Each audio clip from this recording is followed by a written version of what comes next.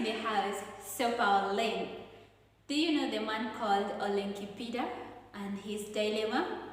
Okay, and for all the others, do you know Ole Kaelo? And at this point, if you don't know Ole Kaelo, you need to change your ways of reading a novel, because in chapter 5 you're given a short dilemma of Ole Kaelo, and we saw that Ole Kaelo was chased by a lion into a deserted hut, only to be confronted by a hungry python at the door of the hut.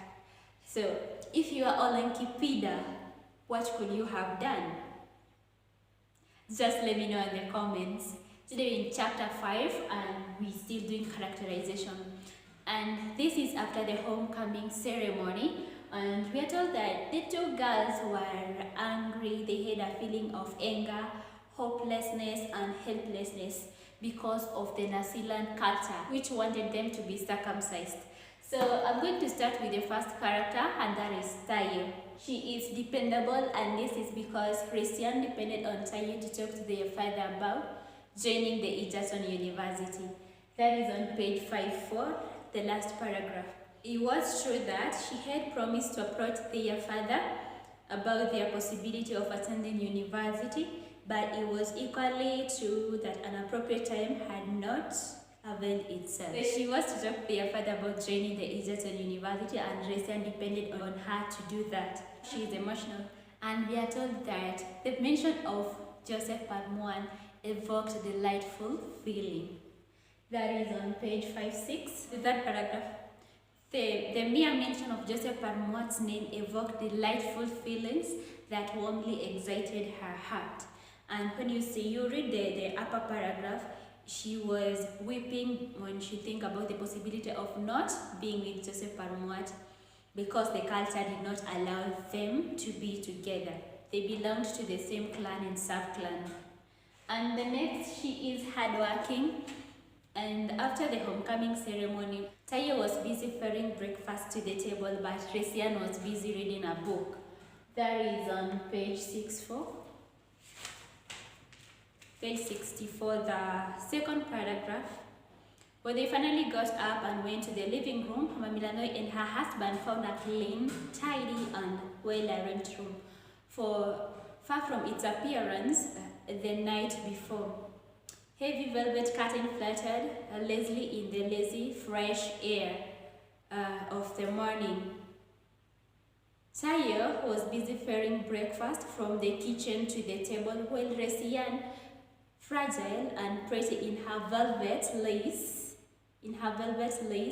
and lace morning, slumped in a armchair, her nose as always buried in a book, reading. Lastly, she is optimistic. This is a person who thinks positively.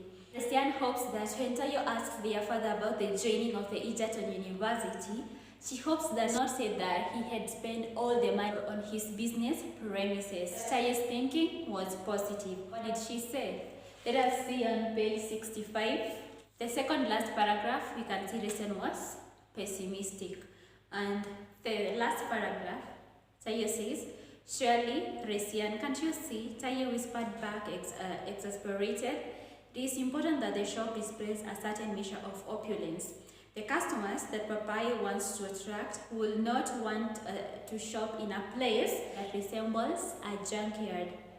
Do you remember the shop that Papai took us to in Nakuru? When he bought us those dresses and shoes, you loved the grandeur and splendor of the place. Did you not? It made you feel special. Then, well, that is what Papa is trying to create here. Should he say he had spent all his money here, I will understand and dare say it is well spent." So she is reasoning positively. And let us go to Resian. Number 1, she is pessimistic. On page 65, the same page. And concerning that, she said that she hopes that their father will not say that he had spent all the money on his business premises when Taiya asked about the joining of the Egerton University. And again, on page 67, Taiya describes Resian as the pessimist of the Kaela's family, almost at the end of the second paragraph. And even Resian, the gloomy pessimist of Ole Kaelo's family, was laughing and talking excitedly besides their mother, looking up. You can continue from there. Ole Kaelo, and he's a traditionalist. We told that he's now becoming a traditionalist because he's valuing Nasila culture. That's Mama Milano to immediately start counseling the girls to understand their roles as potential wives of the men of Nasila. And then after that, he'll call the Enkamuratani to play her part. You read the whole of page 60 to 61, but let me quote this. Now listen, you must immediately start counseling the girls to understand their roles as potential wives of the men of Nasila. Again, on the next paragraph at the end, after that, we shall call the Nkamuratani to play her part before we give them away. Number 2, he is dictatorial, and this is a person who expects unquestionable obedience. And Ole Kaelo expects Mama Milano to obey everything that he says and not to question him. Page 61, you see Mama Milano is trying to reason with the husband about the circumcision or the cult and the girls, but he doesn't want to hear anything that she says. So, page 61, second paragraph. Good, he said authoritatively. Now listen, you must. The word is, you must immediately start counseling the girls to understand their roles as potential wives of the men of Nasila. He is arrogant, and we learn this from Mama Milanoi, page 62. Although Ole Kaelo had always been arrogant and impolite in his own way, she had discovered right from the time he married her that he has his own unique chivalrous qualities that neutralize his hubris.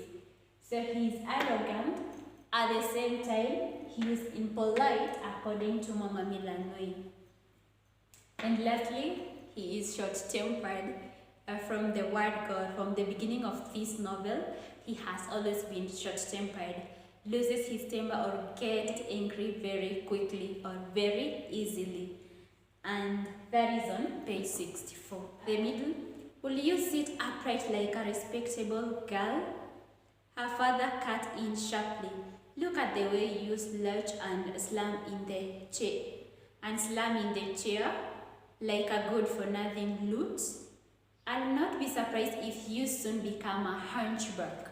Lastly, Mama Milanoi, the first character trait, she is submissive and she obeys the husband and she doesn't go against anything that he says. The first one is on page 56, the last paragraph.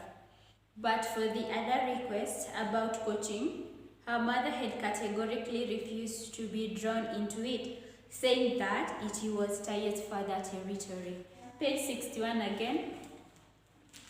We know that Mama Milano knew that circumcision was not right for the girls, but the husband instructed her to start counseling the girls so that to prepare them for Enkamuratani and to be responsible wives of the men of Nasila. But she knew it was bad, but she could not refuse. She had to obey the husband. Page 61. I'll do that, my husband, she said quietly. You'll have to read the whole of page 61 to understand it better. Lastly, she is harsh. This is when correcting her daughters. Page 64. Do sit up straight, child. Her mother added with a sudden sharp petulance. Don't get your father angry early this morning. So that is all about Mama Milanoi and the whole chapter. But in case you have any other trait of any of these characters, just let me know. And that is the end of chapter 5. Thank you so much for watching. In case you want me to do something else, let me know. Thank you. Bye-bye. I'll see you next time. Remember to be happy.